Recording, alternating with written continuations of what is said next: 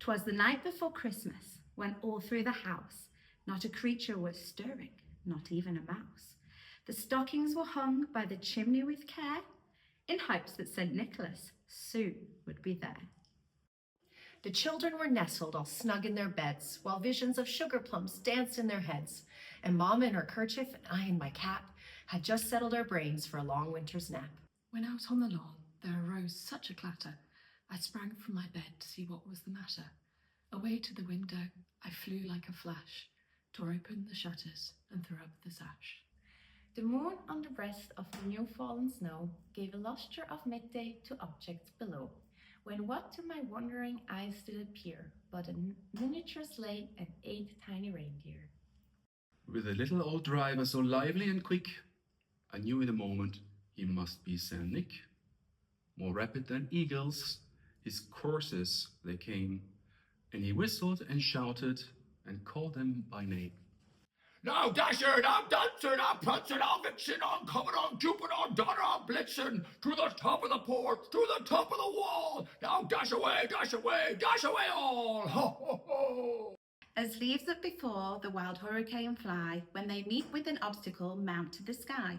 So up to the housetop to the coursers they flew, with the sleigh full of toys and St. Nicholas too. And then, in a twinkling, I heard on the roof the prancing and pawing of each little hoof.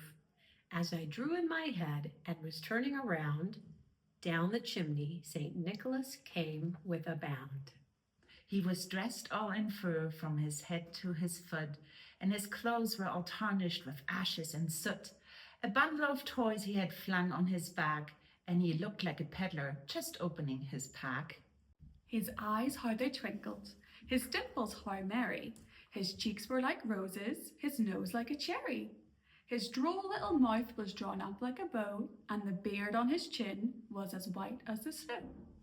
The stump of a pipe he held tight in his teeth, and the smoke it encircled his head like a wreath.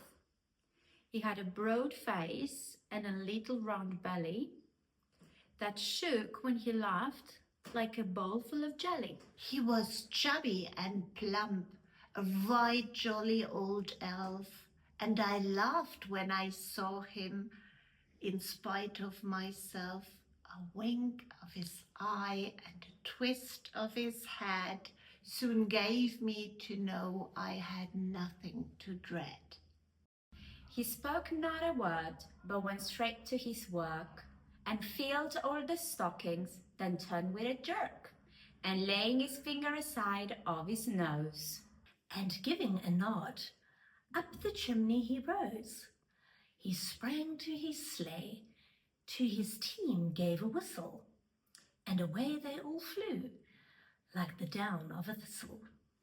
But I heard him exclaim, ere he drove out of sight, "Happy Christmas to all, and to all a good night."